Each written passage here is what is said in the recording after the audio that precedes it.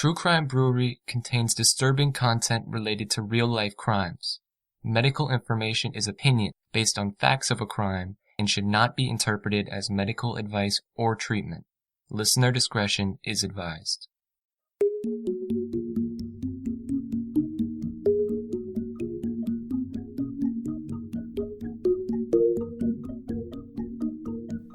Welcome to True Crime Brewery. I'm Jill.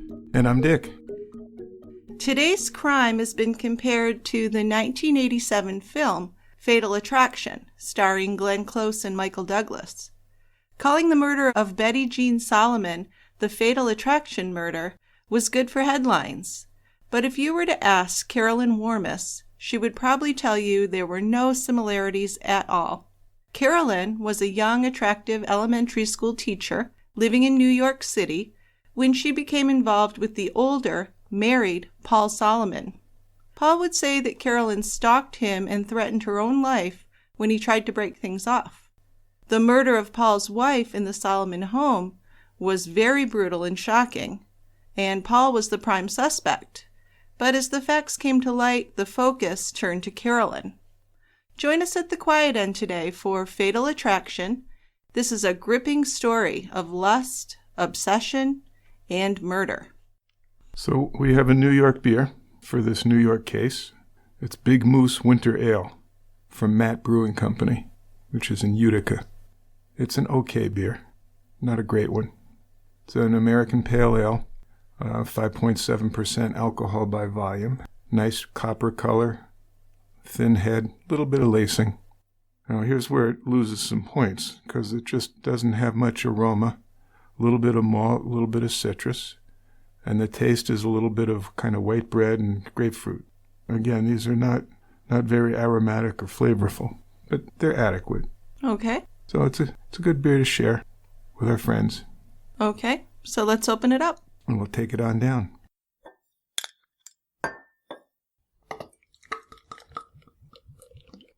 All right, let's head on down to the quiet end, because this is a story I've wanted to talk about for a while, so I'm really glad that we're covering it today. It was recommended by Rosemary. Okay. So thank you, Rosemary. Thank you, Rosemary. That was a really good recommendation, and we're looking forward to it.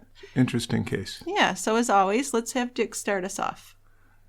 Well, Betty Jeanne Solomon moved to New York with her parents when she was a young child. She was a happy little girl, sang in school musicals. Grades were excellent.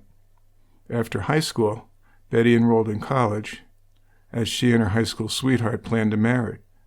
And this was Earl. Earl's her boyfriend. Going out together since high school. Now, in the winter of Betty Jean's freshman year in college, Earl died in a car accident. She grieved, leaned on her friends for support. Months later, she met and fell in love with a guy named Paul Solomon. Yeah, and I think some of her friends thought it was a little too soon, and she was just kind of going for the first guy she met. That could be, right? Yeah, it could be. Because her college roommate would say that she never even liked Paul. And she was very close with her college roommate. Yeah, she said that Paul was one of these small man syndrome guys. He's always trying to look tough and important. And when she was around him, Betty Jeanne was pretty introverted and passive. And Paul, for his part, didn't like her to wear makeup or sexy clothing. You know, one of these controlling husbands, boyfriends, right? Yeah, exactly. And I guess she was just in that place in her life where it was easy to do this to her. She was vulnerable. And he just began to take over her life, making decisions for her. Yeah, which, at the beginning might sound like a good thing, I guess, if you're really young and naive. Yeah, but you'll soon realize it's not a very good way to be. No. So both these kids, Betty Jeanne and Paul, dropped out of college. Paul decided to join the Air Force. So they were married, moved to Alaska, and had a daughter, Kristen, in Alaska. 6 months after Kristen's birth, they moved into Betty Jeanne's parents' house, while Paul went back to school to complete his teaching degree. After graduation, Paul got a job at Greenville Elementary School in Greenburgh. Betty Jeanne and Paul got their own apartment, but they did have a hard time affording the rent on his income alone, so Betty Jeanne took a job as a bank teller. She would work her way up to branch manager and eventually landed a good-paying job for a credit company. Her salary helped him save up and put a down payment on a condo in Scarsdale Ridge. Yes, so Betty Jeanne was one of these self-starters, self-made women, which is really impressive to me because she was actually very successful in her business. She had an eye for business. Yes, and she was a hard worker, I imagine. Yep. Carolyn Warmus was 16 years younger than Betty Jeanne. She was the oldest child of Thomas and Elizabeth Warmus, and she had a different childhood. She grew up in the Detroit suburb of Troy, Michigan, and her dad, Tom Warmus, was a workaholic, while her mom, Elizabeth, stayed home and raised Carolyn along with her 2 younger siblings. Tom and Elizabeth separated when Carolyn was just 6 years old. And this Warmus divorce was quite brutal from what I've read about it. Tom and Elizabeth fought while the children watched, and there was an incident where Tom took Carolyn's little brother away with him as Elizabeth cried and tried to get him back, and Tom pushed her down and threw her to the ground outside of their home.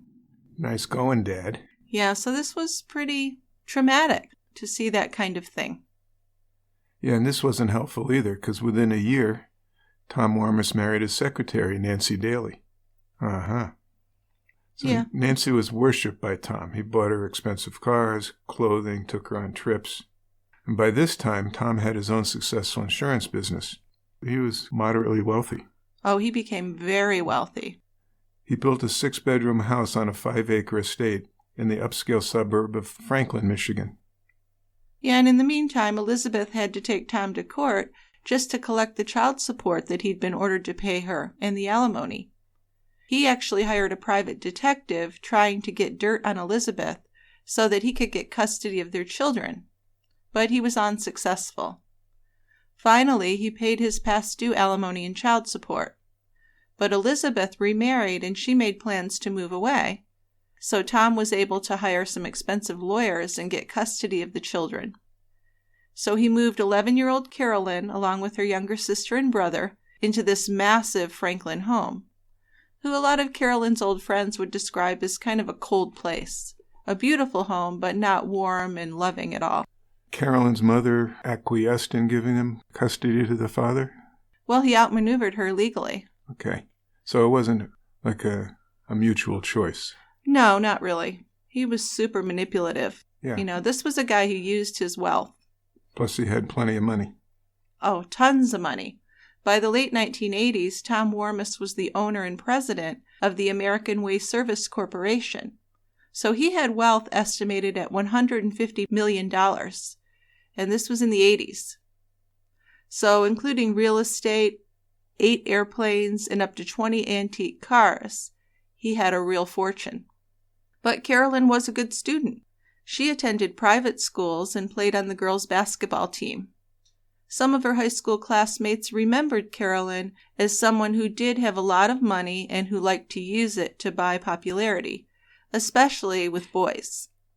Yeah, her best friend liked to tell a story of how Carolyn once paid her $100 if she would set her up with a boy that Carolyn liked. Yeah, so that's not very healthy. No. No, there's a problem there. But still, Carolyn was never as popular as her younger sister, Tracy. It just seemed to come naturally to Tracy. The girls were barely 1 year apart in age, so there was a good amount of competition, as you can imagine. Tracy, though, was more comfortable in social situations. So most of the parties that they held at the Warmus home were hosted by both Carolyn and Tracy, but most of the friends were really Tracy's, not Carolyn's. And Carolyn admitted to a girlfriend that she was afraid to throw a party on her own because she was afraid no one would show up. So some insecurity there. Just a bit, huh? I don't know how much of that was realistic or just severe insecurity, but I think the way she grows up and behaves is going to show a terribly insecure woman. Well, yeah. There's plenty of opportunity to see that side of her. Yeah, it's not a good trait. She went off to college at the University of Michigan in Ann Arbor, and she did well, a B+ average. Very good. But as her junior year came around, she began to exhibit some disturbing behaviors. She fell in love with a teaching assistant named Paul Lavin, and her entire world revolved around him. When he broke things off, Carolyn was not able to deal with the rejection. Not at all. So when Laven became engaged to his new girlfriend, Carolyn called his house hundreds of times, leaving messages laden with threats, love, and hate. Now, finally, Laven changed his phone number, but Carolyn contacted the phone company and managed to get the new number. So she's calling him there. She also sent letters to him, telling him how much she loved him and that she was willing to take him back. She even showed up in his classroom once and tried to convince him to get back together with her. So that makes me feel pretty sad for her, although I can also feel bad for him dealing with that. But I do feel a certain amount of sympathy at this point for her. But during this time, Carolyn also stole jewelry from her stepmother, Nancy, and she sold it at a pawn shop. And this wasn't something she needed to do, remember, her dad gave her plenty of money. But when he found out about this, he agreed to pay the pawn shop back to avoid an arrest of his daughter. So this crime was never reported to the police, and dare I say this set a precedent, where he bailed her out of trouble and she never really learned, which she might have learned if he'd let it be. I don't know how you feel about that precisely, but I kind of feel like you need to let your kids, especially when they're young adults, deal with things that happen in life and not always help them out and bail them out. Yeah, that's true. Although he doesn't have any way of predicting how often he's going to have to bail her out. No, but I just think there has to be some kind of repercussions for her. Well, yeah. If not arrest, there should have been some punishment. I can certainly see his point at this stage. This is a big crime, though, Dickie. When I say stole jewelry, we're talking thousands of dollars worth. We're not talking about a couple little, things. No. No. But it's in family. I'm sure there was a lot of discussion between Dad and stepmom about what to do. Well, I hope so. But when Paul Levin moved in with his fiancée, Carolyn totally lost control. She went to their home and pounded on the door and even threatened their lives. The police were called this time and Carolyn was taken to jail. She was sent to stay at one of her father's houses in Florida that year for spring break. So that's a hell of a punishment, right? Very severe. Please don't make me go to Florida for spring break. But after she returned, she just resumed the harassment. Nothing had been learned. Nothing had changed. So I've got a sample here of a letter that she sent to Paul Levin's fiancé, which just gives us some good insight into where Carolyn's mind was at. Dear Wendy, I really hope you enjoyed this past week of not being bothered by me, because now that I'm back from vacation, you can start worrying all over again. And let me tell you, with the tan I have now, you've got even more to compete with. Of course, with a body like mine, I'm sure you realized what tough competition you were up against, even before I went to Florida. In fact, you're just about out of the running now. And it goes on, but you get the idea. Yeah, that's a weird letter. Well, it's kind of like a false bravado, false confidence, right? Yep. Not effective. It didn't work. Didn't work. And a couple months after this, she left a note on Laven's windshield saying, "I'm 2.5 months pregnant. Call me." Yeah. But he didn't call her. After that, Carolyn began telling everyone that she was pregnant with Paul's baby. He and his fiancée were terrified by now, so they actually hired an attorney to get a restraining order and to sue Carolyn for invasion of privacy. An agreement was eventually reached where Carolyn signed a permanent restraining order. So that's pretty unusual, a permanent restraining order. That's big time. Yeah. No time limit on that. No. Now, Carolyn was telling friends that Paul had rejected her because she wasn't Jewish. So she completed studies and converted to Judaism. So that's pretty extreme, right? There's a lot involved in that. It sure is. There weren't any friends or family that attended the conversion ceremony. The rabbi fully believed that she had converted in order to marry a Jewish man. Well, here's the thing. I don't believe she told her family and friends about it. And I think that she did tell the rabbi that she was going to marry Paul Levin. Yeah. Pretending that she was the fiancé. So she's really a sick individual. This isn't like a 1 or 2 day thing. This was a big commitment. This was her obsession. So it seems like she was convinced she would be marrying him. So obviously, or maybe not obviously, but it was a good thing that her father, Tom Warmus, was worried that she was going to have a nervous breakdown at this point. And she probably was already in the midst of one. She was having random fits of crying, major mood swings, and some suicidal ideation. So her father, good for his part, forced her into psychotherapy.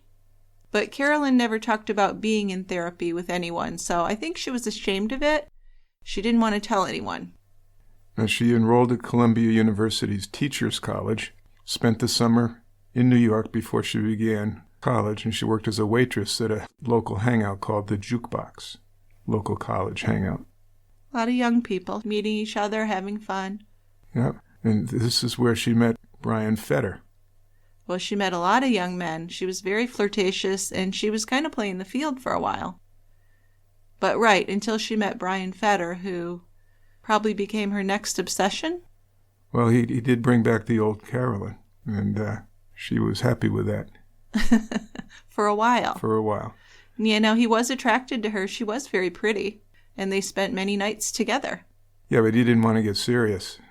And when he started to kind of distance himself from her, Carolyn did not respond very well to this. That's putting it mildly. So here we are with Laven Part 2. Yeah. So she left hundreds of messages on his phone till he changed his number. She started showing up at his apartment. Yes, so this was funny, right? Fetter introduced her to a married friend who had remarked on how attractive she was. And it worked for him. It got her off of him and onto this other guy. And predictably, Carolyn became obsessed with the married friend and left Fetter alone. But that was a good idea on Fetter's part, huh? It worked for him. It worked for him, not for the other guy. No, and not for Carolyn either, really. No, because here she is obsessing on this married guy. And she's gotten in trouble with the police, with the law again, too. Yes, she started getting back into the old trouble. And then customers began complaining at the jukebox that they were being double charged, and the amount stolen was over $5,000. The waitress on the receipts every time was Carolyn. So what Carolyn was doing is she had been running off American Express cards twice and using the second invoice to replace other people's cash payments, keeping the cash for herself. So it was quite a little racket she had going. Well, fairly clever. It is fairly clever. It's too bad she didn't put some of this cleverness and obsession into something more productive, because she could have accomplished a lot of good things. She never admitted to the crime, and her boss couldn't understand why a woman with a multimillionaire father would be stealing his money. Yeah, and she was never prosecuted, but she did lose her job. And once she had been fired, she never returned to the jukebox again, not even to say goodbye to friends and coworkers there. Which was kind of sad for her, because this was a place where she was kind of popular. It was. Some people there really cared about her, but of course after this, she was ashamed and just kind of walked away. So now jobless, it really wasn't a problem for her financially, right? Because her dad's going to support her. Right. So she spent the remainder of that summer buying a new wardrobe and doing a lot of partying. After traveling to New York to look at apartments, she found one she liked on First Avenue. Pretty nice place for someone her age. She began her master's degree program that fall, living in this upscale apartment and really enjoying the nightlife in the city. Then that winter, Carolyn began to see a married man. He eventually backed off when she asked him to leave his wife for her, and then she began to stalk him, that familiar behavior again. So she began calling this guy at home and at work, demanding that he see her. And when he didn't respond, Carolyn hired a private detective named Vincent Parco to follow him. Parco and Warmus came up with this plan to superimpose pictures of her with pictures of the married man, likely with the intent of sending the pictures to the guy's wife so that she'd leave him. Yeah. Now, crazy plan, huh? Yes, very crazy. And it didn't work. But the pairing of Carolyn and Parco, here's a foreshadowing. Yes. It's going to lead to some trouble down the road here. Yeah, they're going to stay in contact. So in September of 1987, Carolyn was 23 years old. She had graduated with her master's degree and began a teaching position at Greenville School. So this is when she met Paul Solomon, another teacher, who was 38 years old and, of course, married to Betty Jeanne Solomon. Paul was living in the Scarsdale condo with Betty Jeanne and their daughter Kristen, who's now a teenager. But their marriage was not in great shape. Not at all. Paul had had at least 2 affairs before meeting Carolyn, and Betty Jeanne was also suspected of having a long-term affair with a male co-worker. A few months after they met, Carolyn Warmus and Paul Solomon began their affair. They had frequent sexual encounters in her apartment on Manhattan's East Side, also in hotel rooms and in Carolyn's car. To get closer to him, Carolyn got to know Paul's wife and daughter, too, became kind of a friend of the family. She spent time and money on his daughter, Kristen, and was even allowed to take Kristen on a ski trip once. Now, during the ski trip, Carolyn had told the teenager, Kristen, that her mother didn't like her. And in August of 1988, when Paul Solomon stopped seeing her for a short time, Carolyn confided to a friend, Ryan Atkinson, that her relationship just was not progressing in a manner with which she is comfortable. Right, so at this point, someone who is mentally well and thinks well of his or herself would probably break it off and just stop seeing him. But not Carolyn. She told Ryan that she planned to hire a private investigator to prove to Paul that Betty Jeanne was cheating on him.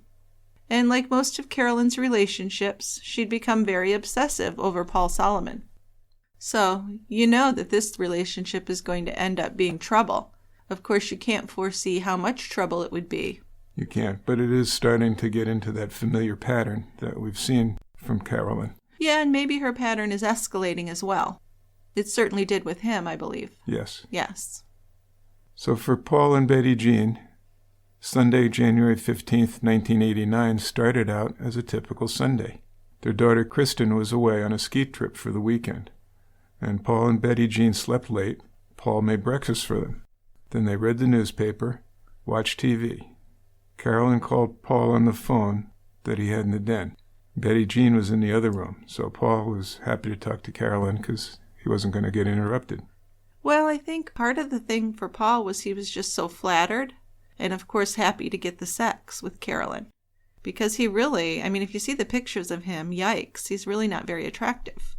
But to get all this attention from this pretty younger woman who thinks he's just wonderful, it was a big ego boost for him.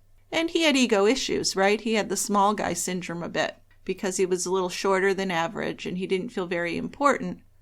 Probably part of that was that Betty Jeanne was earning more money than him as well. That can be hard for a lot of guys to deal with. So Paul was very attracted to Carolyn. She always gave him a lot of praise and attention. She was 23 when they began their physical relationship. It had been close to 1.5 years since they started having sex. And in June of 1988, Carolyn had changed jobs to work in the Pleasantville School District, but they had still continued their relationship even though they weren't working in the same place anymore. So it had gone on for quite a while. So I could see why she might start seeing it as a serious relationship. Well, yes, except I'm not sure anybody's mentioned marriage or I'm going to leave my wife for you, anything like that, right? Well, according to Carolyn later on, she would say that he was telling her that he just wanted to wait till Kristen graduated school, which would be 3 or 4 years from then, and then he would leave Betty Jeanne for her. So yeah, he was getting her hopes up in that direction, at least according to her. And I could see that. I would believe that. Well, yeah, no, I think she has to see this as some kind of endpoint. So she was a pretty sexy woman, and this helped Paul dismiss some of her shortcomings, her clinginess. She was always trying to arrange meetings with him, which certainly made Paul feel more desirable and good about himself. She was blonde, nice figure. She liked to give him oral sex and make out in his car with him.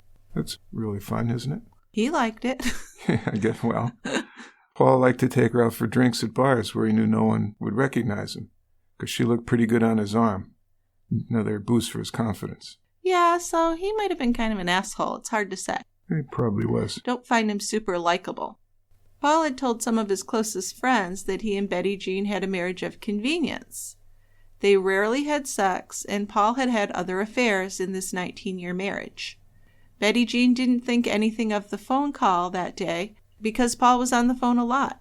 If she knew it was Carolyn on the phone, that might not have fazed her either, because Carolyn had been a friend of Paul's for over 1 year now, and she was quite friendly with Kristen, too, even though Betty Jeanne really wasn't crazy about her. Well, she could probably recognize Carolyn's intent. Possibly, yep. Carolyn had been to their house for dinner a few times, in addition to taking Kristen shopping and on that ski trip. Betty Jeanne could see that Carolyn had a crush on Paul. I mean, she wasn't blind. But he had repeatedly denied to her that he was involved with Carolyn. So on that day, Carolyn and Paul talked for about 45 minutes, and she complained about how busy he had been, and they didn't have much time together. So Paul volunteered to meet up with her that evening. So that'll set things up. That sets up the story, sure.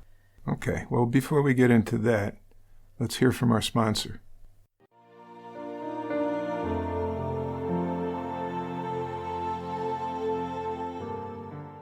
What did you give yourself as a gift this holiday season?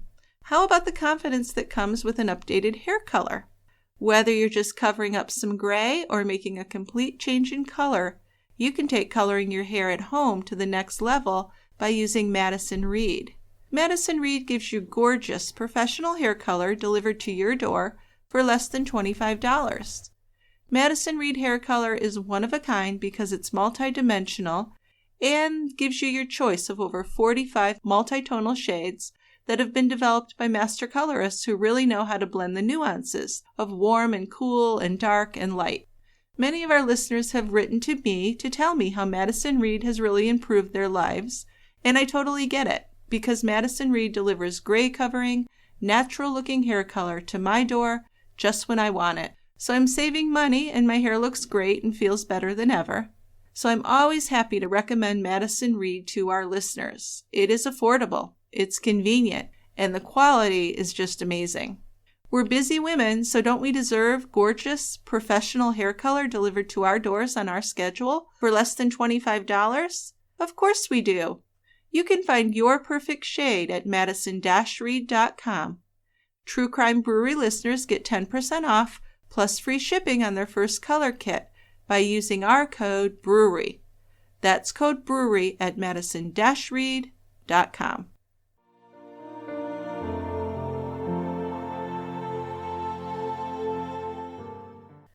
So that night, Paul and Carolyn agreed to meet at a Holiday Inn at 7:30. Paul began thinking of an excuse to tell his wife as soon as he hung up the phone. He used to belong to a bowling league, and he'd used that before as an excuse to get out of the house. He had even had Carolyn meet him at the bowling alley before, so he could go out with her after, so people had seen that. His friends had seen him leaving with her, but I guess no one had asked him about it, which I find hard to believe. They had to find it odd. One would think, right? Yeah, why is this young woman coming to pick up our friend to go out with him after bowling? Yeah, but guys don't talk about that stuff, right? You think it was all guys at the league? That might explain it, sure. Well, yeah. I just figured it has to be. If there's a spouse in there, a wife in there, Betty Jeanne would have heard. That's true. Good point, Dickie. So Paul knew that Betty Jeanne wasn't going to be happy about him leaving that night. But he told her, he always liked to bowl on Sunday evenings, and he decided to go. Now, you haven't been for 10 Sundays in a row, but you suddenly decide you want to go tonight? Okay, never mind. So at 3 p.m., Kristen called from a payphone to let her parents know that she was okay, because she was on another ski trip with friends. She said she'd be coming home on Monday, which was a holiday, Martin Luther King Jr. Day. So at 6:30 p.m., Paul left for the bowling alley. He made an appearance there and said hi to his friends, but then he left to meet Carolyn, so he never bowled. No. And people that were there thought it was a little weird that he came and just hung out there for like 15 minutes or whatever. Well, just in case Betty Jeanne talks to any of them, they can say, yeah, Paul was here. But he didn't bowl. I mean, it wouldn't take long to get to the point where he stopped by and he left. So it's almost 7 p.m. Betty Jeanne's asleep on the sofa, and the phone rings, waking her up. This was a call from a friend asking about a Knicks game the next day that Paul would be attending. Betty Jeanne said that Paul was out bowling, called back later. She called back about 15 minutes later, to confirm who would be going to the game. And at this point, Betty Jeanne sounded calm to the caller and normal, not at all distressed or upset. Yeah, and it's important to note that this was 7:09 p.m. to get a good timeline here. Right, because just 6 minutes later, Betty Jeanne called 911. She was screaming and clearly upset. Now, all the 911 operator heard was, "is trying to kill me." Now, the operator couldn't be sure if she had said he or she, was trying to kill her, but then the phone went dead. The operator called back the Solomon's number, but no one answered. Yeah, the first 3 numbers told the operator that this was a Scarsdale number. So she called the Scarsdale PD to report the call. But the call had actually come from the Greenburg neighborhood, which was part of Greenburg PD's territory. So unfortunately, the phone number had just been reassigned to the Solomons' apartment a couple of weeks earlier. And that's why they had 2 different phones with 2 different numbers. The police didn't check the computer to clarify, so they believed the call had come from the Berman family in that same apartment building. Officers went over and knocked on the Bermans' door and no one answered. They checked with neighbors who said they hadn't heard anything. Then they even peered into the Bermans' windows, but nothing looked out of place or suspicious. So an officer called back the dispatcher to say they'd found nothing wrong. So basically, false alarm. False alarm. So Paul actually did hang out at the bowling alley for about half an hour before he left to meet Carolyn. He met her at the Treetops restaurant at the Holiday Inn in Yonkers. It was their favorite place to meet because it was very private and less than 10 minutes from the bowling alley. Very convenient. So Paul showed up there at 7:25 p.m. And he wasn't surprised that Carolyn wasn't there yet. She was usually a few minutes late. She showed up after Paul was already at the bar having a drink, and this was at 7:45 p.m. They had a couple of drinks, then moved to a table and ordered dinner. They were at the table for the next 2.5 hours, holding hands and talking. At one point, Carolyn asked him what he would do if he was no longer married to Betty Jeanne, and Paul's answer wasn't really what she'd wanted to hear. Paul said he really couldn't see himself remarrying anytime soon. So that probably went over like a lead balloon. Probably wasn't exactly what she wanted. Not at all. No. Now, around 10:30 that night, the couple left the restaurant. They walked out into the parking lot together and got into Carolyn's car. So they began making out. Then Carolyn performed oral sex on Paul. Having sex in the parking lot where someone could come by and see them was a pretty big turn-on for the two of them. Yeah, they like to do that. So Paul left Carolyn's car at 11:30 and arrived home about 11:40. He hoped Betty Jeanne would be asleep when he got home so they wouldn't have an argument, but when he entered the condo, he was surprised to hear the TV was on with the volume quite loud. And then once he entered the kitchen, he could see Betty Jeanne's body on the living room floor. She was still and face down on the floor, so he knew something was clearly wrong. He turned her over and saw that she was obviously dead. Blood was on her clothing and on the floor, already coagulating. He put his ear to her chest and heard no heartbeat. So he ran to the kitchen phone, but it was on the floor with the cord pulled out of it. So he ran to use the phone in the den, and he reached the Scarsdale police and was transferred again to Greenburg. So he's waiting for the ambulance and the police to come. He goes next door and knocks on his neighbor's door. The neighbor went to put on a robe. Paul returned to his balcony to wait for help to arrive. So when detectives did arrive, they saw that this was not a robbery that had gone wrong. No jewelry or electronics had been disturbed. No signs of a break-in. So whoever had killed Betty Jeanne either had a key or had been let in by Betty Jeanne herself. Now the thing here is, though, if the 911 operator or whoever was in charge there had tried to confirm that phone number, they would have seen who it really belonged to. And this was right at the time of the murder, so there would be a possibility, if not saving Betty Jeanne, at least the person who killed her could have been caught. So this was a big problem. This was a mistake they made. Right. Furniture was undisturbed. A book, a bowl of cereal, and a neatly folded newspaper, all sitting on the table. A stack of bills was on the table in the living room, $300 in cash. Her sweatpants were soaked in blood. She had 4 bullet holes in her shirt, 2 in her left knee and calf, and when a detective tried to move her, she was in full rigor mortis. So the autopsy would show that she had been shot a total of 9 times. Bit of overkill. And, of course, when you see that, you're thinking that it's the perpetrator, someone who really hated the victim. Just yeah. The amount of violence. Well, because it was so unnecessary. Right. And then, of course, there being cash there. No one had even tried to stage this as a robbery. Nope. Which shows someone who was in a rage and maybe not mentally well. But Paul was in the neighbor's apartment as the forensic team processed his condo. When a detective went to interview him, he did appear to be in shock. He seemed very upset. There were some small blood spots on Paul's sweatshirt and pant leg, and the patrolman who had arrived first had made a really big mistake by allowing Paul to wash his hands. There was blood on his hands, but also if there was any gunshot residue, that could have very well been washed off. But Paul told the detective everything he had done that day, seeming to get nervous when he got to the part about going out bowling. Well, yeah, he's going to lie. Yeah, which is stupid because you have to know that's going to be found out and it's not going to look good. No, I mean, he said that he had been bowling all night with his friends. And then when he went home, he found Betty dead. So that's not going to fly. No. I mean, this is a murder. There's going to be follow-up. Yeah, and his friends might say, yeah, he was here, but they're certainly not going to testify that he was bowling all night. Right. Going down for that. Yeah. There were several shell cases that were found on the right side of Betty Jeanne's body, and flattened bullet fragments were found near her left knee and arm. One shell was found near the front door, leading the police to believe that the killer had picked it up but had dropped it on the way out of the condo. Now, the detectives knew that the only .25 caliber gun that could fire 9 shots was a Beretta automatic. Neighbors had not heard any gunshots, so the supposition was that the killer had used a silencer. Betty was pronounced dead at 2:15 in the morning and moved to the coroner's office. And Paul was taken to the station for more questioning. At 3 a.m., he finally admitted that he hadn't told him the full story. So he admitted to his relationship with Carolyn, and he admitted to meeting her that night and having sex with her in her car.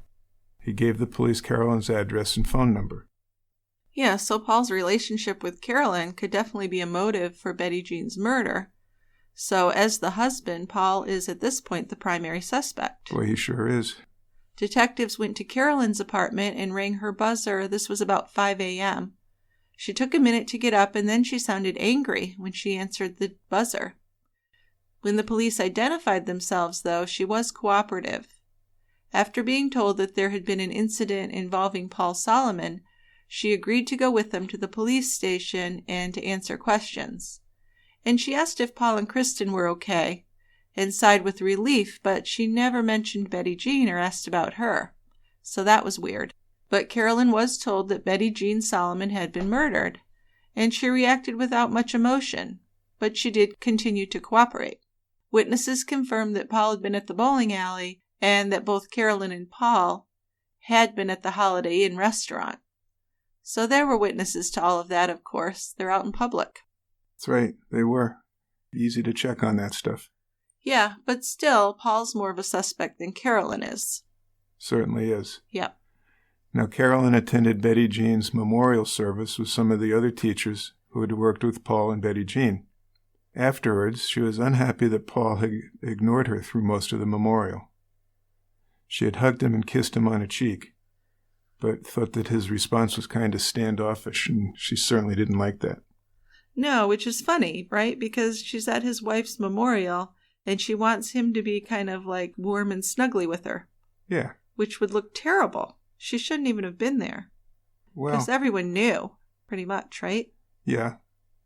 But she was also, she could say she was there as a friend of Paul's and a friend of the daughter's. Yeah, but if people know that she's having sex with him, well, that doesn't look good. No, it doesn't. No. But the way she saw it, she tried to be caring to him in his time of need, and he wasn't appreciating it, goddammit. Yeah, doing all this stuff to comfort him, and he's just not taking it well. Yeah, not doing what I want and what I need. After her father found out that Carolyn had been having an affair and the guy's wife was dead, he hired a lawyer for her.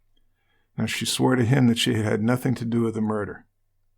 So the lawyer wanted her to take a polygraph test. Well, yeah, he said that would be an easy way to prove your innocence and they can move on with the investigation. Right. But Carolyn had been against taking a polygraph. Still, the lawyer had convinced her and her father that this was a good idea because if she failed the test, which they were going to do with a private company, then the results just wouldn't be shared with anyone or the police. So there was really nothing to lose because if she passed, they could show the results to the police to exonerate her. So it seems like an okay idea, especially if you're innocent. It's good thinking. But Carolyn did seem to be telling the truth when she said that she didn't murder Betty Jeanne. But she showed some deception in some of her other answers. The polygrapher pointed out spots on the test where the test had shown signs of deception. And these were at points when she was asked if she believed that Paul had committed the murder, and she had said no. So these deceptions really concerned her dad, Tom Warmus, that maybe she was at least involved with the killer. There's something worrisome about this polygraph test, right? Yes. So they ended up just telling the prosecution that Carolyn had passed the polygraph, but they didn't get the results handed over to them, because if they had seen the results, the prosecution would probably insist on another polygraph being done with one of the police's people, and certainly her lawyer would never agree to that. Right. The autopsy report came back with a description of all of Betty Jeanne's wounds. She had 4 gunshot wounds to her torso, 1 to her right arm, 1 to her shoulder, a superficial bullet wound to her scalp, and then 2 more to her left leg. But she also had blunt force injuries to her head and shoulder, so the report concluded that she had been hit twice with a heavy blunt object.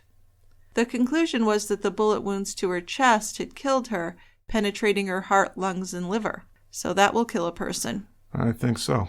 Her time of death was estimated to be between 3 and 6 p.m., which would be a problem.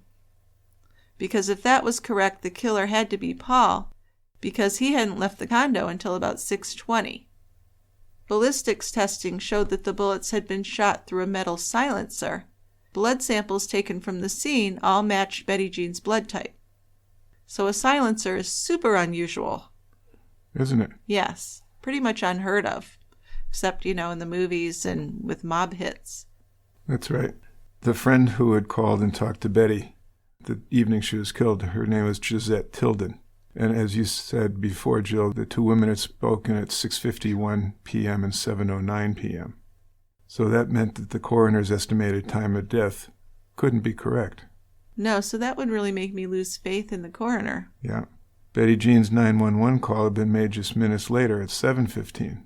So this gave investigators a pretty specific time of death, and that would make it easier to account for any suspect's whereabouts at that time. Oh, it certainly would. There were rumors that Betty Jeanne had had a long-term affair with her former boss, John Bourne, but Bourne denied that he had anything more than a professional relationship with her. Still, investigators would continue to look into this possible affair. If Bourne was Betty Jeanne's lover, he could certainly have a motive for her murder. In a follow-up interview in February, Bourne finally would break down and confess that he had had a sexual relationship with Betty Jeanne, and this had gone on from the autumn of 1979 all the way to February of 1988. He said he had last seen Betty Jeanne in February of 1988 in her condo. So that's almost a year before she was murdered. Paul had gone to Club Med for a weekend, and Kristen was away on one of her ski trips. He said that there were no hard feelings between them, and they had never officially broken up or had any arguments. It had just kind of ended. They'd stopped calling one another. They were both married and had a lot going on. Now, the next several months were spent with detectives rechecking everyone's stories. They had been surveilling Paul Solomon, but nothing came of that. But then Paul began to ask the police what to do about Carolyn. Ever since the murder, he said, Carolyn had been calling him and Kristen several times a week, also sending notes. The detectives said there was nothing they could do about it. He'd have to confront her himself. Yeah, so I don't think the detectives were super fond of Paul and didn't really want to help him out with any of this. Probably. Because that's his problem, right? He started this relationship. If she's harassing him, that's his problem. Plus, they're thinking that he's probably the murderer of his wife. They're thinking strongly that way. So he did go to his lawyer for advice as well, and his lawyer told him to stay away from Carolyn and to definitely keep Carolyn away from Kristen. Detectives had put together a list of names of the people Carolyn had called in the months before and after the murder, and one interesting number belonged to Manhattan private eye Vincent Parco. Remember, we mentioned him earlier as investigating one of her other married lovers.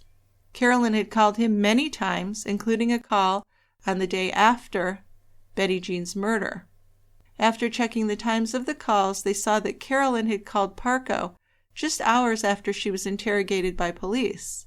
Of course, this could have been a coincidence, but they really had little else to go on.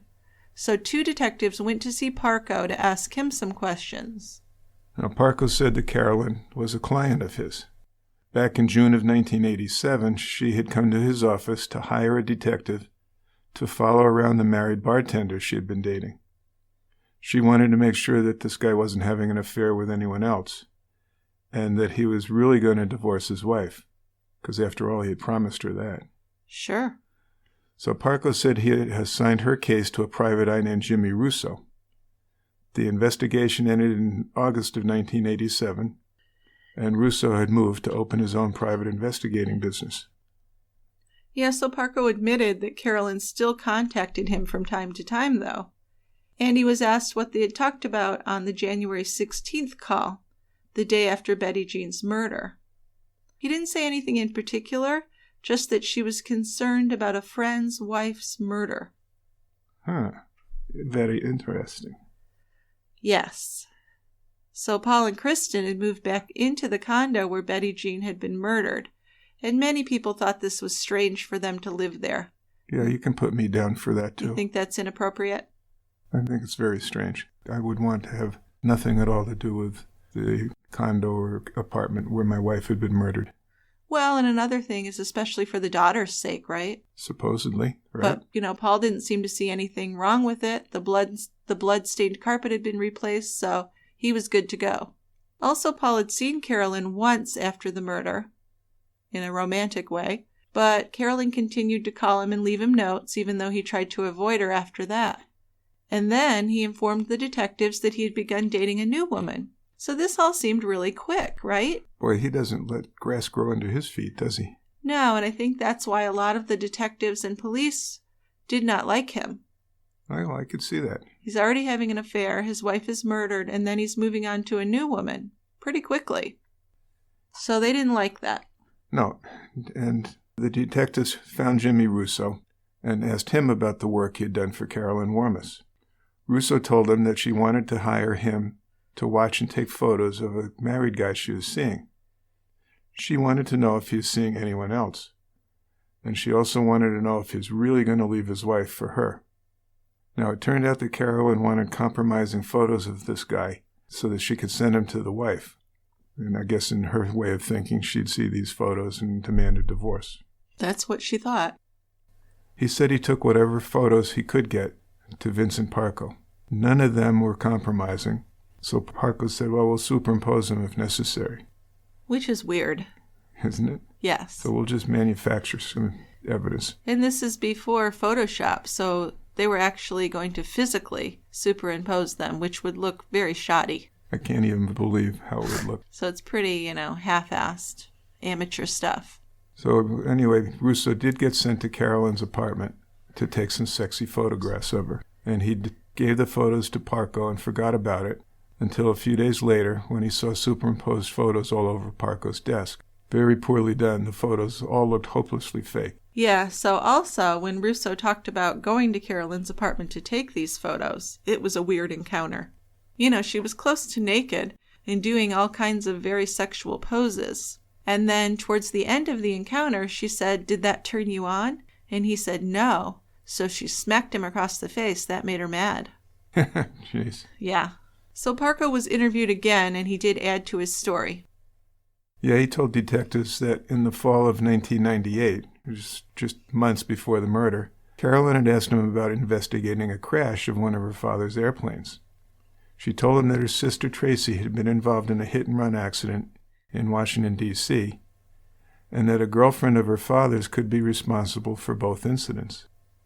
Now, Carolyn blamed the woman for what happened and said the woman was always causing trouble for her family. Now, nothing had come out of it, but the woman's name, according to Carolyn, was either Jean or Betty Jeanne. Uh-huh. Yeah, so here she's trying to set up Betty Jeanne. Yeah. And it really seems very wacky to think that some woman is responsible for a hit and run of her sister and causing one of her father's airplanes to crash. That's very convoluted. Yeah, so even though she's a psycho, she's not very good at it. No. No. Then there was another addition to the story, and this is that Parco remembered a time in 1988 when Carolyn had asked him and a guy who worked for him, named Ray Malucci, how she could get a gun. She said that she wanted one for protection. So Parco told her she could apply for a permit, but it would take months. Yeah, so after talking to Parco, detectives decided they should really look more closely into Carolyn's past. And meanwhile, Carolyn was angry that the police were interviewing her friends and neighbors. And she was even more angry that Paul was not seeing her or even taking her calls. "I won't be ignored, Dan." Right? The famous Glenn Close line from Fatal Attraction. That's right. Yes. So she knew that Paul was seeing Barbara Baylor, a teacher at the Greenville school.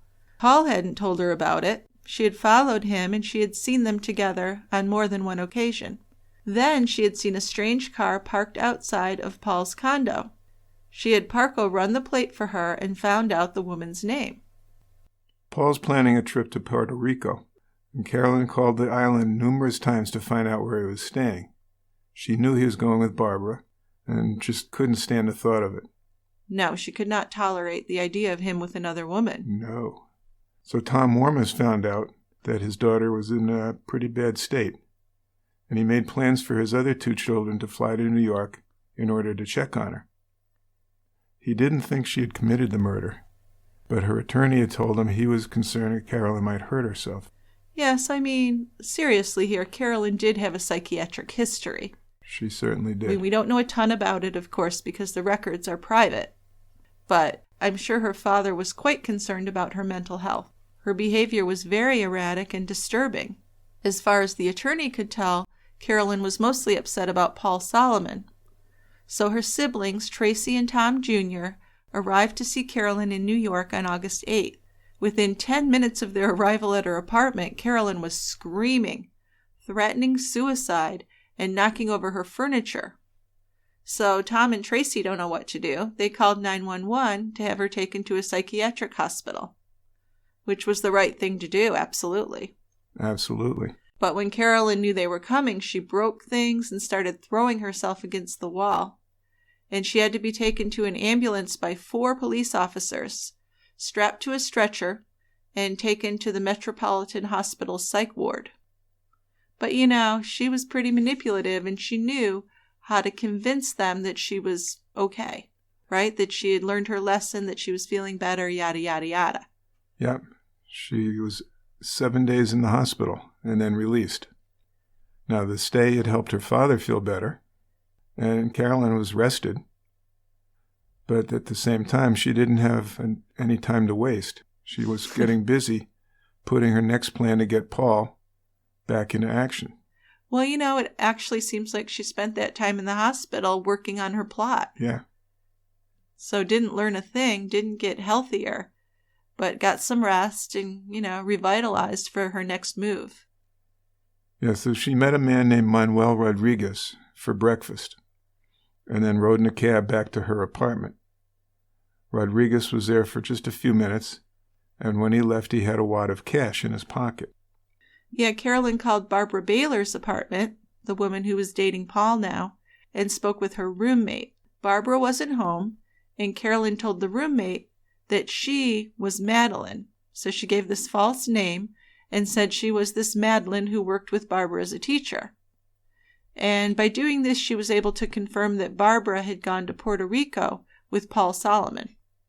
So I'm sure she didn't like that idea. Oh, are you kidding? So the very next day, she took a cab to LaGuardia and got on a plane to San Juan. Once she was checked into her hotel, and this was just a few miles from Paul and Barbara's hotel, Carolyn called their room but didn't get an answer. And for hours, she continued to make calls to their room. Yeah, she doesn't let up. No. She became short-tempered with the clerk and accused this clerk of purposely not putting her calls through. Front desk manager called hotel security and told people about Carolyn's angry nonstop calls. The security director told the front desk to put her through to him next time she called back. Now, within minutes, his phone rang. There's Carolyn. He told her that she had to stop calling, and he would make sure Paul got her messages. He refused to give her Paul's room number. Yeah, so Carolyn called back just like an hour later. This was the third time she was put through to security, but this time she identified herself as Sharon. But he recognized the voice, and he told her, "Stop bothering me," and hung up on her. She seemed very unstable, and the security director tried to reach Paul himself to warn him and find out what was going on.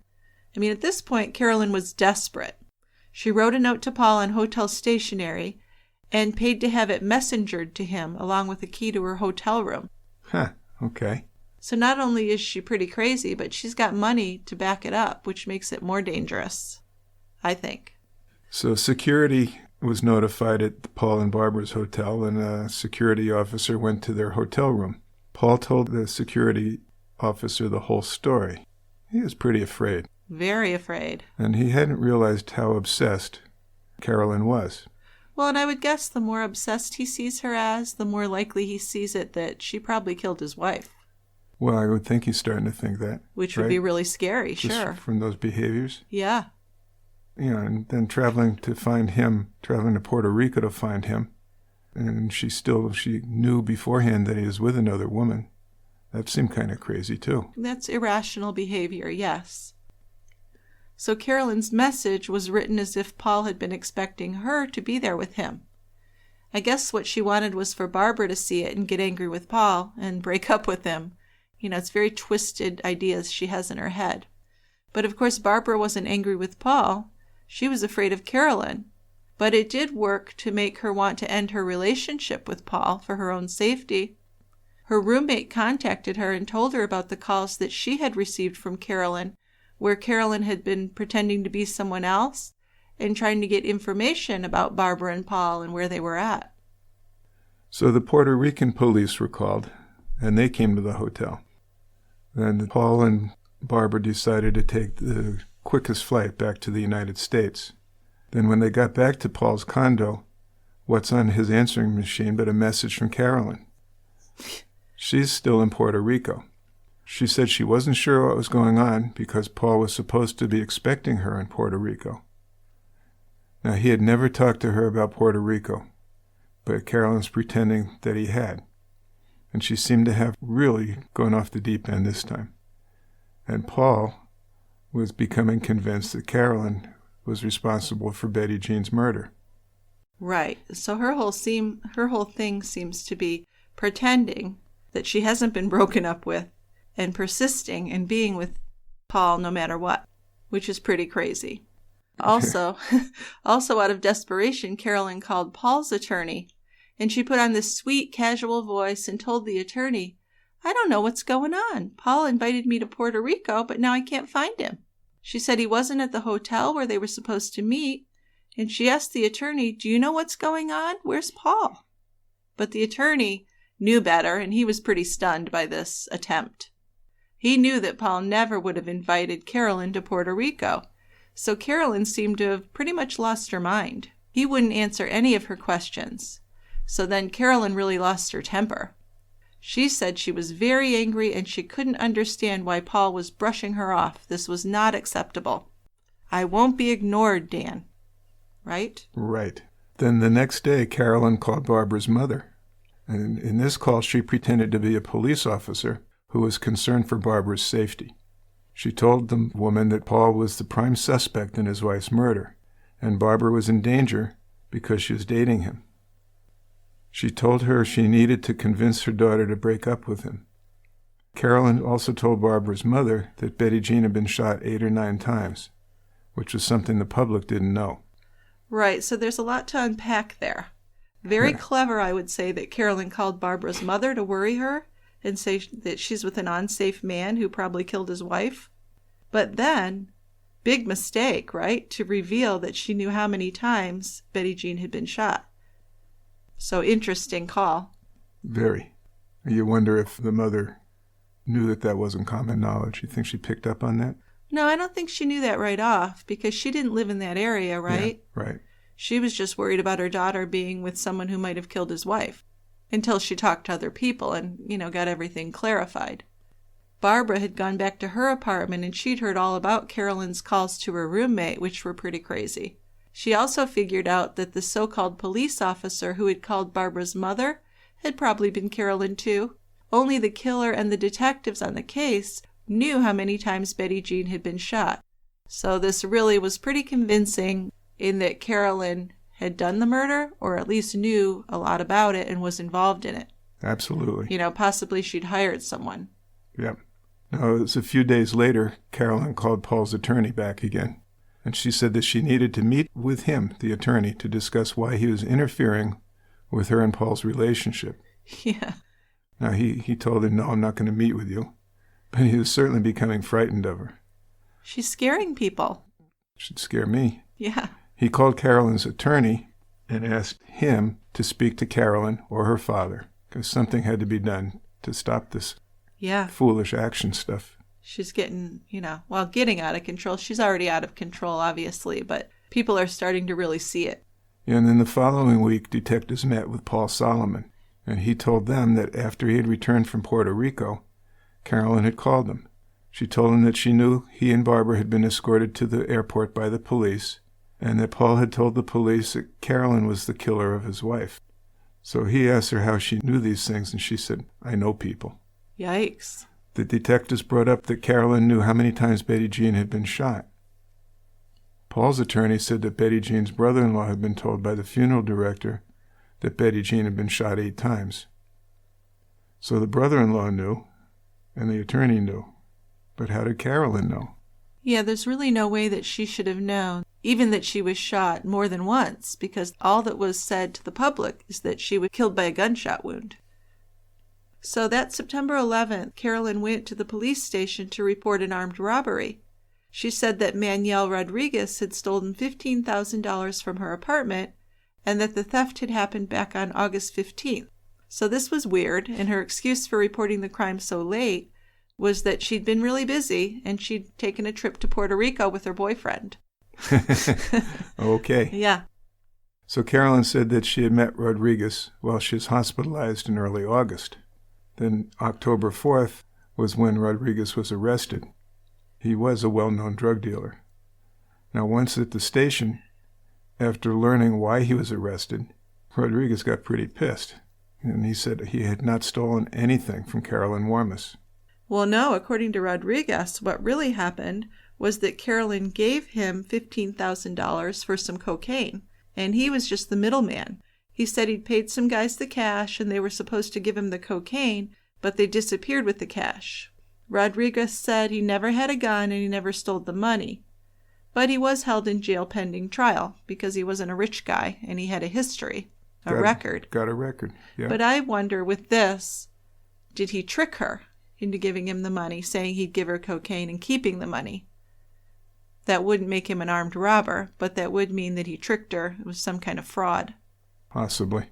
Or the money could have been for something else, right? She could have hired him to kill somebody. That's a possibility. And he kept the money and didn't follow through with it. It's hard to say. But all this happened after Betty Jeanne was murdered. Right. And then Carolyn reported her car had been stolen. Someone had taken it from a parking space on 78th Street. Now, she had a parking spot in a parking garage, but she hadn't used it that day because she'd gotten home late and she didn't want to walk through the garage at night. Now, detectives wondered if her car had actually been stolen or if she had made arrangements to have it taken because there was forensic evidence from Betty Jeanne's murder. But, it's New York City, cars get stolen every day. So it could have just been a coincidence. It could have been, but, the detectives on the case didn't really believe in coincidences. You hear a lot of detectives say that. They were really becoming convinced that Carolyn was Betty Jeanne's killer, but, they still hadn't ruled out Paul Solomon as being involved in the murder along with her. Still, their main theory was that Carolyn had planned and carried out the murder on her own. The scenario put together by detectives was that Carolyn knew Paul would be leaving his condo by 7:15 in order to meet her at 7:30. She may have even been parked outside the condo and might have watched him leave the condo. She also knew that Kristen was away for the weekend on a ski trip, which would have made it convenient because she liked Kristen. She actually wanted to be Kristen's new stepmom. Then after Paul left, Carolyn knocked on the door. And Betty Jeanne didn't like Carolyn, but she wasn't afraid of her either. So she probably would have let Carolyn inside. Then as Betty Jeanne was leading Carolyn into the living room, Carolyn could have hit her on the back of the head with a gun or some other object. Then Betty Jeanne didn't go down and she fought her. And she may have even knocked the gun out of Carolyn's hand. That's when she would have had a few seconds to call 911 and ask for help. But Carolyn would have gotten the gun again, and she took the phone cord out of the jack on the wall. So while Betty Jeanne was trying to get away, Carolyn shot her several times, they believed. And to make sure she was dead, Carolyn fired 4 more times at point-blank range into Betty Jeanne's back. So of course there was a silencer, so there was no noise for the neighbors to hear. Then Carolyn could have left that condo, and she certainly could have met Paul at the Holiday Inn by 7:45. That wouldn't have been tough to do. I mean, mentally it might have, but not for her. And physically it could be done. Could be. That's right. So that's the theory they were working on. That's what we're going with. Yes. So they got a 30-day warrant to tap Carolyn's home phone. And the surveillance began on November 1st. Now, the first useful information from the tap was from a conversation between Carolyn and a girlfriend. And during the call, Carolyn bragged to her friend about how great her latest lover was in the bedroom. When asked how they had met, Carolyn said her lover was a New York City detective who she had met when she filed her robbery complaint against Rodriguez. Yeah, so the guy she's having sex with was a detective there, Detective James Ryan, another married man. We're all susceptible to Carolyn's charms, I guess. She had some charms, I guess. So they bring Ryan in to talk to the Greenberg police detectives. After talking for an hour, he agreed not to see Carolyn again, and he was also hoping he might not ever hear from her again. Yeah. Because if the relationship did come up in court, his superiors would not be happy, and his wife certainly would not be happy. Yeah, so the detectives kind of did him a solid there. I don't know if that's a good thing or a bad thing. But they warned him and tried to keep him out of it. Yeah. Although what he did was ethically wrong. You don't have sex with someone who's come in to report a robbery. I imagine that's like your client in the professional police world, and you shouldn't be doing that. That would be my guess. I don't have a response to that. No. Yeah, okay. But in the meantime, detectives were increasing pressure on the PI, Vincent Parco. Well, they have a theory that something is going on between the two. Absolutely. Maybe more than just a client-investigator relationship. Sure. He wasn't sharing everything with them. No. So they had several calls between the two of them, but nothing else really. They asked Parco the same questions they had months earlier. His answers were the same. But then Parco added something new. He said he wanted to clear up any rumors that he and Carolyn had had a sexual relationship. Which makes me think that they had. Well, yeah, if that's how you're bringing it up, you know for sure. Yeah. Now, Parco said that Carolyn had wanted to become a PI, so he had let her do some odds and ends around his office. And he added that occasionally, if his wife was busy, he had brought Carolyn along to a party or a dinner or a nightclub. Well, I mean, sure, every married man has a young, attractive woman for these kinds of occasions. Like when I'm busy, you have a few of those ready to go. Well, a few, not many. Not many, but 1 or 2. Yeah, I don't know. That's a little unbelievable to me. Yeah, but well, okay. And he also said, I got a lot of women friends. Yeah, so no biggie. Yeah, don't get the wrong idea. Yeah. Then there's another private investigator. His name's Rocco Lovateri. He called detectives with some vital information. He didn't want to give his name, but he did want them to know that Vincent Parco had sold Carolyn Warmus a .25 caliber handgun equipped with a silencer, which she had used to kill her lover's wife. Then he hung up the phone. So there's a big one. There's a big bit of news. Big, huge. Yeah.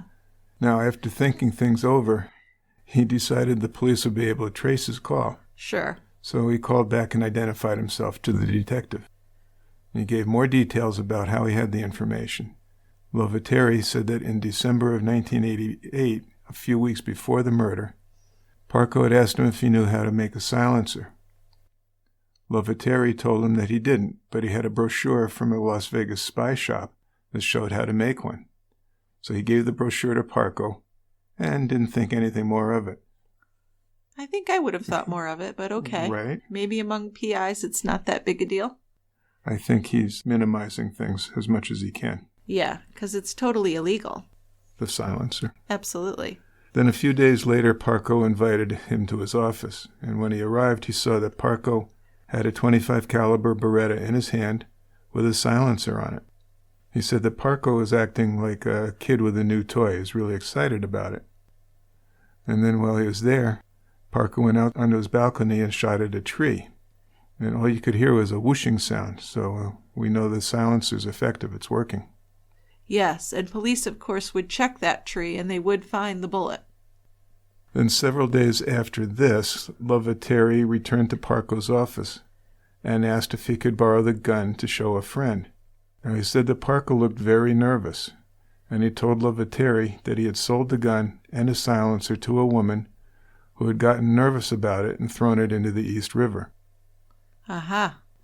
So Lovateri didn't know for a fact that Parco had sold the gun to Carolyn, only that he had sold it to a woman.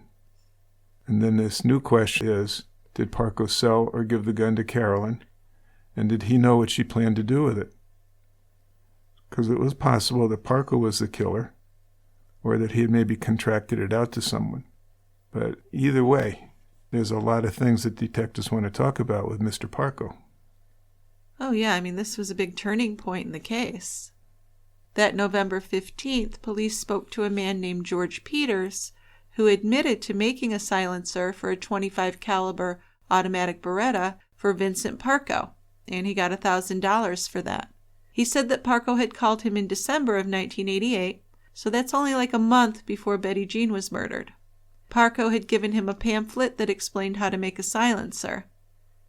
So he gave a written statement claiming that he didn't want to do it, but he really needed the money, so he did go ahead and make it for him. So of course detectives returned to talk to Parco again, and it didn't take long this time for him to cave. He admitted to having the silencer made, but he said he really didn't know what Carolyn was going to use it for. Now I would just have to interject here and argue that if someone asks you for that, it's not for anything good. You don't need a silencer unless you're going to do something bad. I think people would agree with that statement. Yes, not to mention that it's illegal. Yeah.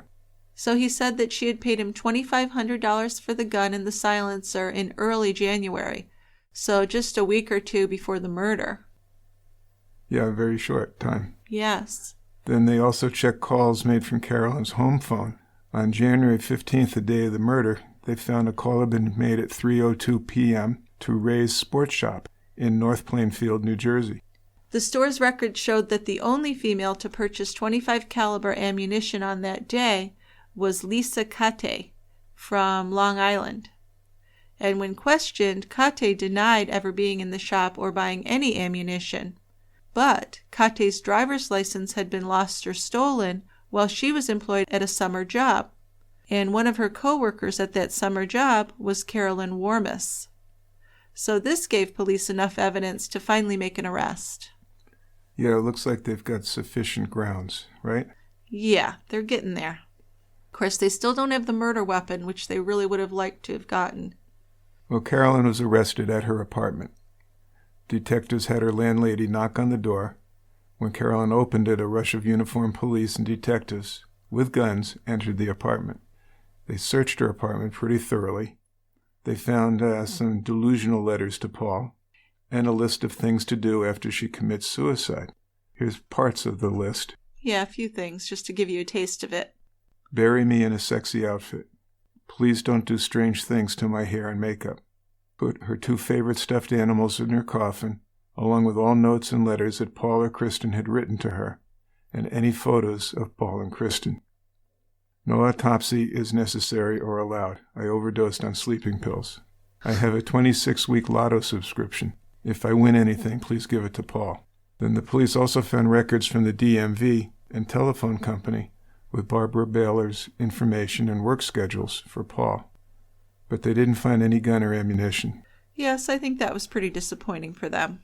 But Vincent Parco was brought in with his attorney to give the police an official statement, and he began by telling how Carolyn had come to his office in the summer of 1987 to hire his firm to do surveillance on her other married boyfriend who was in New Jersey. And that autumn, Carolyn came to him and said she was afraid because a woman was after her family. And this is that story about the hit and run again. She said there'd been a hit and run and a crash of one of her father's planes, and she was convinced that this woman was behind both incidents. Right. And I got to have a gun to protect me. Yes. She said she wanted that gun for protection. She wanted a small gun with a silencer. He knew that a silencer is illegal, of course, but she was willing to pay top dollar. So he told her the gun was $1,500 and the silencer was $1,000. It was around Christmas 1998 when he had the silencer made and sold the gun and silencer to Carolyn for the $2,500 in cash. Now, one thing I thought about here is he's only charging her what it cost him to make that silencer for the silencer, right? So that kind of makes me think maybe he was in some kind of sexual relationship with her at some point. Or why wouldn't he charge her more than that? That makes me a little suspicious. Well, the silencer was $1,000. Right. And that's what he paid the guy to do it. Right. So why wouldn't he have charged her more? He's just charging her what he's paying. He's doing a favor. Right. Which makes me think that they'd had some intimate times if he's willing to do a favor like that for her. Because he has to see this could be trouble. What is she going to do with the silencer? He knows that she has stalked men. I'm sure she talked to him about Paul. I mean, that's all she talked about. Yeah, oh, you're right. So I really feel like there's something going on there in order for him to do that. He must have been thinking at least a little bit with the penis. Yeah, well, I think any guy that starts talking about, I just want to make clear my relationship with Ms. Warmus, you know what's been going on. Sure. Okay. Yeah, I think you're right, too. Parco had an alibi for the night of January 15th. Still, though, it just didn't make sense for Carolyn to want a gun for protection that was fitted with a silencer. I mean, the gun alone's enough, right? Yeah, if you're just trying to protect yourself.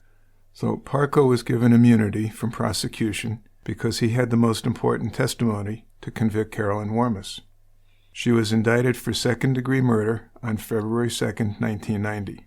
She made her $250,000 bail with her father's money. Yeah, in his opening statement, the prosecutor told the jury that Carolyn was driven by a consuming desire to possess Paul Solomon.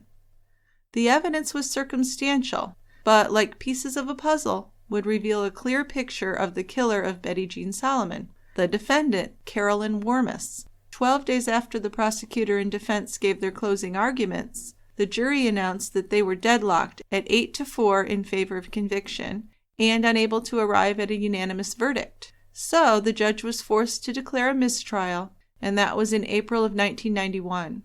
In January of 1992, the second trial began. It's believed that the new jury was able to gain clarity about the murder with the introduction of a new piece of evidence. This was a bloody cashmere glove found beneath Betty Jeanne, which was believed to belong to Carolyn. It had been seen in a photo of the crime scene, and it was proven that Carolyn had purchased a pair of gloves of the same type as that glove that had become trapped underneath the victim's body. A glove identified as that glove and admitted into evidence at trial contained fibers that were consistent with fibers found on the victim's hands. Okay, seems to be stretching things a little bit. Yeah, I don't think it was that great of evidence, especially since they really had no proof it was hers. Right. But they saw it as significant. Well, and Paul Solomon took the stand, and he wanted to tell the jury what he knew about his wife's death. He told the court about his marriage to Betty Jeanne, the handful of girlfriends he had during his marriage, which included Carolyn Warmus, and about the night when he found Betty Jeanne dead on his living room floor. Under questioning, he said that he felt guilty about his sexual relationship with Carolyn, and he wanted to break up with her. I cared for Carolyn very much, he said. I felt guilty about the sex, and I wasn't going to divorce Betty Jeanne. Not super convincing, considering that he got a blowjob the night of the murder. Doesn't seem like he was trying to break up with her. It's a clever comment. Yeah, well, the jury took 6 days to come to their verdict. The judge didn't grant her any leniency. The jury took 6 days to find Carolyn Warmus guilty. The judge didn't grant her any leniency, saying she had committed a hideous act, a most extreme, illegal, and wanton murder. She had faced a minimum of 15 years, but Judge Carey sentenced her to the maximum, 25 years to life in prison. So Carolyn was incarcerated at the Bedford Hills Correctional Facility for Women. Then in 2004, Carolyn and another inmate, Pamela Smart, filed separate lawsuits claiming to have been sexually abused by prison guards. Warmus stated that when she tried to complain about the abuse, she was punished in protective custody and made to trade sexual favors for just ordinary privileges. Pamela Smart claimed she was attacked by a guard who took photos of her half-naked in her cell. Smart said that when she complained about the rape, she was put in 24-hour lockdown for over 2 months. Carolyn ended up receiving a $10,000 settlement from the Department of Correctional Services.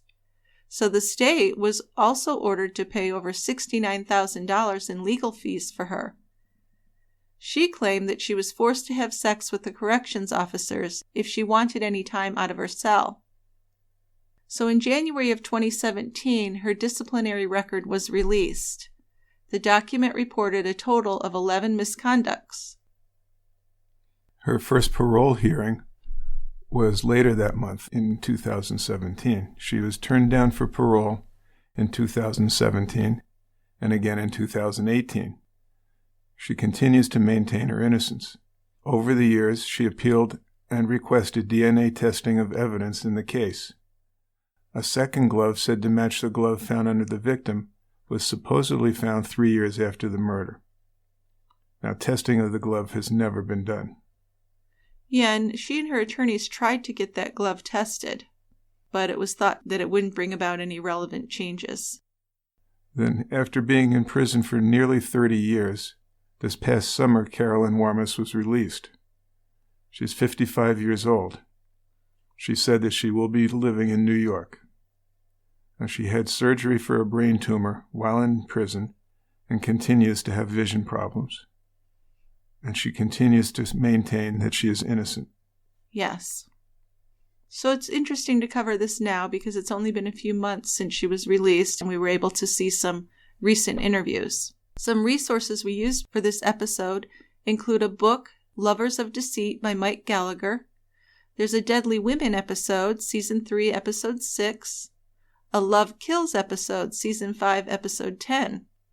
A Snapped episode, Season 1, Episode 4. So you can see this story is well liked by the crime shows. There was a very interesting episode from CNN, a special report titled Fatal Attraction or Fatal Mistake, that was made just a few years ago. There's also a Murderpedia page on Carolyn Warmus. So there's certainly a lot out there if you wanted to find out more. There's plenty of information. Absolutely. So a big thank you to Tristan Capel for writing and producing our music. And if you haven't joined Team Tie Grabber, it's never too late. We have an extra special Christmas episode this month, plus the story of Amber Hilberling. Our commercial-free members-only episodes come out every month, plus there's a backlog of about 40 episodes that are yours to listen to as soon as you join.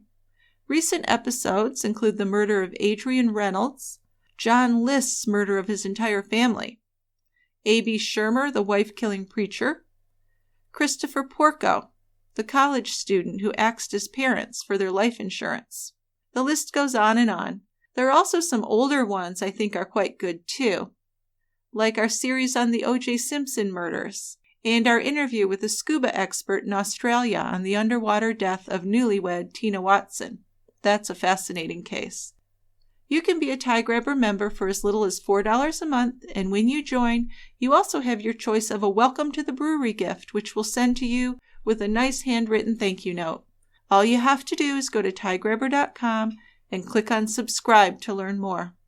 Okay, Dick has some really good feedback today. So what have you got, Dick? Well, I've got a voicemail for you from Kelly, who's going to just give some observations as she's driving around. She's driving around, but it sounds okay. There's not a lot of road noise. I think it's okay. Okay. Hi guys, this is Kelly in Ohio. I got your Christmas present of the sniffer a couple of days ago, and I wanted to call up and thank you. I appreciate it a lot. I wasn't expecting any presents at all this year, and getting this one warmed my heart. I appreciate the time that you spend figuring out really good stories to share with us at the quiet end. So, Merry Christmas and Happy New Year, and thanks again. How sweet. Thank you, Kelly. I thought you'd like that because it wasn't too over the top. No, it was very nice. And it's one of the things I enjoy when people join is sending a gift, because it's always fun to send someone a gift. It is. Yeah. And sounds like Kelly's happy to get it. Yeah, especially someone who really appreciates it. Not like kids who just expect things. I won't go into that. We won't. Okay, then I got a few emails. The first one is from Brittany, who's giving us a case suggestion. Okay. Brittany says, here's a new case that might interest you, up here close to where I live, in Ohio.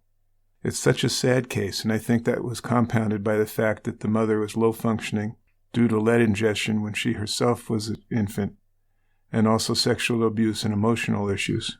Brittany says, get this. Her husband sexually abused her before their marriage, but she still married him.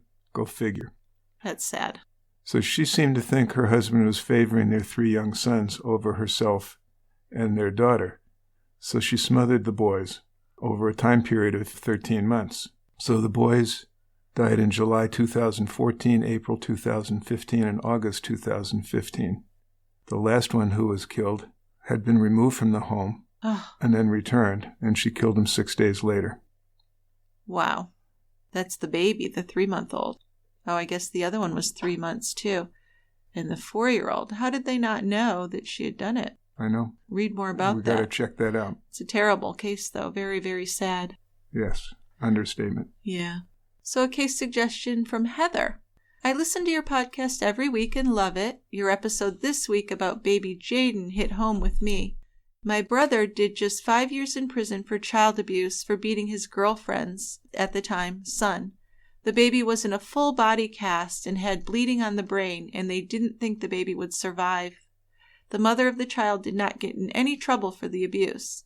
She was called when the accident, I don't believe it was an accident, happened, and it was shown on video that she got the call while at Walmart and spent another 3 hours at Walmart instead of rushing home to take the baby to the hospital. No one knows the true story of what happened and who is actually responsible for all of the injuries. The baby, who was 2 at the time, had many injuries that were at different stages of healing. The mother admitted to putting sleeping aids in the baby's milk multiple times a day to get him to sleep. The baby was 2 years old and didn't know how to walk or crawl. The baby was delayed in a lot of the milestones. Many people stated that they advised the father of the baby of the abuse the mother and my brother had been witness doing. The father also did nothing. They refused to take the baby to the hospital until he became unresponsive, and even then, it took the mother 3 hours to get home. My brother was charged for not calling an ambulance to aid in the care of the child. The mother was never charged. She lost custody of her 2 children, and then the one she was pregnant with, which was my brother's baby. She, however, got custody of all children back.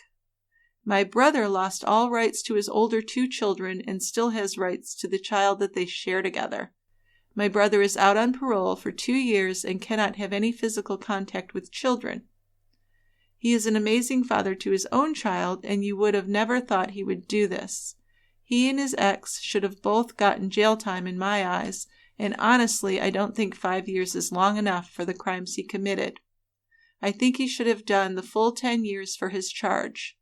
I also think the mother should have been charged because some of the injuries that were healing were from before my brother and she got together. So there's a tragic story showing us that this is not that unusual, unfortunately. No, and how it impacts families. Absolutely. But the fact that she is able to have other children, it's just like the Jaden case. Mm-hmm. Because his mother got remarried and had more kids. So there's something wrong here, the way that this is being handled. Something seriously wrong. I mean, not only are you damaging a child or possibly killing a child, but if that child survives, they're not going to be normal, right? I mean, for the most part, they're going to have a lot of issues. even if they physically recover fully, they're never going to be the way that they would have been if they were raised in a kind, loving home. No, they aren't. So it's so tragic and heartbreaking. So thank you very much, Heather. I really am sorry that you've had to deal with this at all.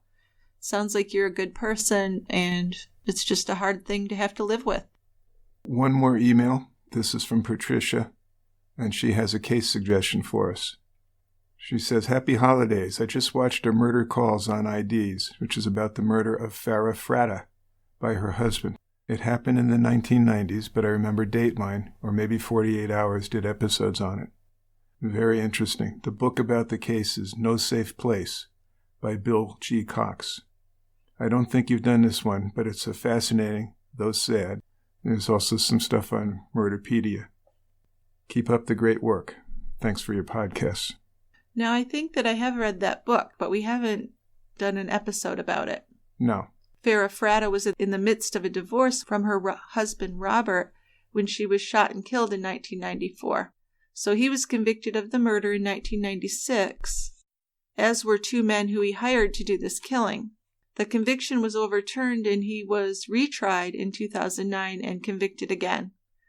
And he ended up hanging himself in prison. Yeah, this guy continued to maintain his innocence. Yeah. And then killed himself. Yeah, well, from what I remember of the book, he seemed pretty guilty to me, but we could definitely take another look at that case. I think we ought to. Okay, great. So thank you very much, Patricia. Thank you. Thanks to everyone for your feedback this week. We really appreciate it. And we'll see you next week at The Quiet End. Yeah, we're going to do some Christmas case and a New Year's case. Well, yes, but the cases aren't necessarily related to those holidays. No. Just that we'll be working. Okay. Sort of. Thanks, everyone. All right, guys. Bye-bye. Thanks.